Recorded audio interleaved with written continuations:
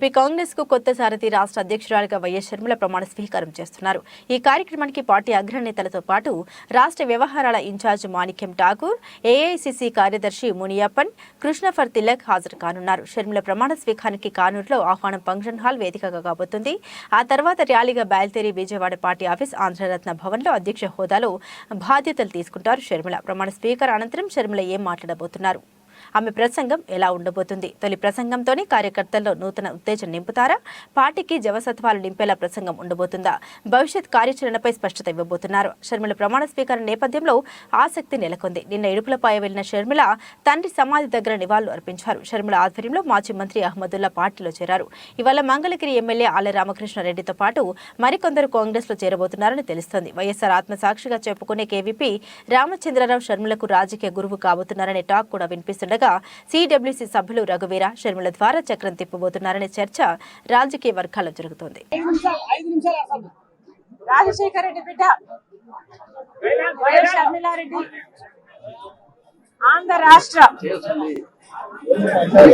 Congress committee అధ్యక్షురాలుగా బాధ్యతలు స్వీకరించిన సందర్భంగా ఈరోజు రాజశేఖర రెడ్డి గారి ఘాటు వద్ద రాజశేఖర రెడ్డి గారికి నివాళులు అర్పించి రాజశేఖర రెడ్డి గారి ఆశీర్వాదాలు తీసుకోవడానికి ఇక్కడికి రావడం జరిగింది. రాజశేఖర రెడ్డి గారి ఆశయాల కోసమే ఈరోజు రాజశేఖర రెడ్డి బిడ్డ కాంగ్రెస్ పార్టీలో చేరడం జరిగింది. రాజశేఖర రెడ్డి గారికి కాంగ్రెస్ పార్టీ అన్నా, కాంగ్రెస్ పార్టీ సిద్ధాంతాలన్నా ప్రాణంతో సమానం. ఆ సిద్ధాంతాల కోసం రాజశేఖర రెడ్డి గారు ఎంత దూరమైనా వెళ్ళేవారు. ఈరోజు మన భారతదేశంలో సెక్యులరిజం అన్న పదానికి, ప్లూరలిజం అన్న పదానికి అసలు అర్థమే లేకుండా పోయింది. రాజ్యాంగానికి గౌరవం లేకుండా పోయింది. ఇవన్నీ మళ్ళీ నెలకొనాలి.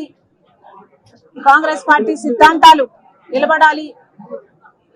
భారతదేశానికి మంచి జరగాలి. రాజశేఖర రెడ్డి గారి ఆశయాలన్నీ సిద్ధించాలి. అందుకే రాజశేఖర రెడ్డి బిడ్డ కాంగ్రెస్ పార్టీలో చేరడం జరిగింది. ఆ సిద్ధాంతాల కోసం ఆఖరి వరకు నిలబడతానని రాజశేఖర రెడ్డి గారి కోరుకున్నట్టుగా రాహుల్ గాంధీ గారిని ప్రధానమంత్రిని చేసేంత వరకు నా పోరాటమే కాదు, ఇక్కడ ఏ ఒక్కరి పోరాటం కూడా ఆగదని మరొకసారి ఈ సందర్భంగా మీ అందరూ